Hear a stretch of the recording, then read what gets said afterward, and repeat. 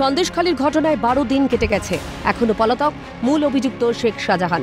রাজ্য পুলিশ তাকে ধরতে অপারগ। ইডি সিবিআই এর দাবি শেখ শাহজাহানকে সুরক্ষা দিচ্ছে পুলিশ। মামলার শুনানিতে বিচারপতি ও পুলিশের ভূমিকায় হতাশ। তবু তিনি আশা করেছিলেন বুধবার রায়দানের আগে হয়তো পুলিশ গ্রেপ্তার করতে পারবে শাহজাহানকে, কিন্তু তেমন কোনো ঘটনা ঘটেনি। তাই বিচারপতি পুলিশের উপর এককভাবে আস্থা না রেখে সিবিআই এবং রাজ্য পুলিশের এসপি পদমর্যাদার অফিসারদের নিয়ে সিট গঠন করার নির্দেশ দিয়েছেন। যদিও ইডির আবেদন ছিল সন্দেশখালীর ঘটনায় তদন্ত করুক সিবিআই। আদালতের নির্দেশের পর আবারও শুরু রাজনৈতিক চাপানুতোর। রাজ্যের আইন শৃঙ্খলা দেখার দায়িত্ব রাজ্য পুলিশের, তাই এই তদন্ত রাজ্য সরকারের এখতিয়ারভুক্ত বলে দাবি করেন কুণাল ঘোষ।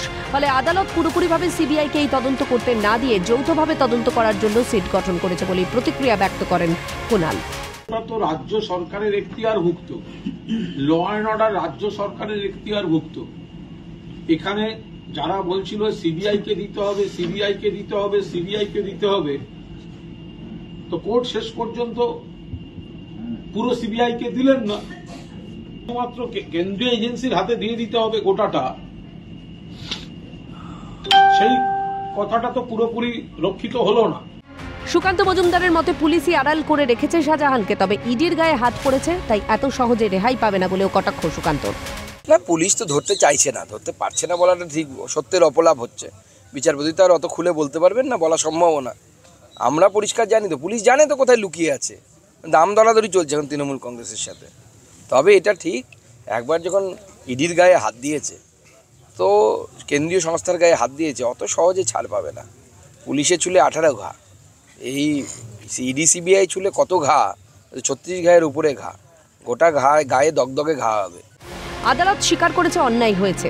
রাজ্য পুলিশ থেকে পুলিশ মন্ত্রীর প্রতি অনাস্থা জানিয়েছে, তাই সিট গঠন করা হয়েছে।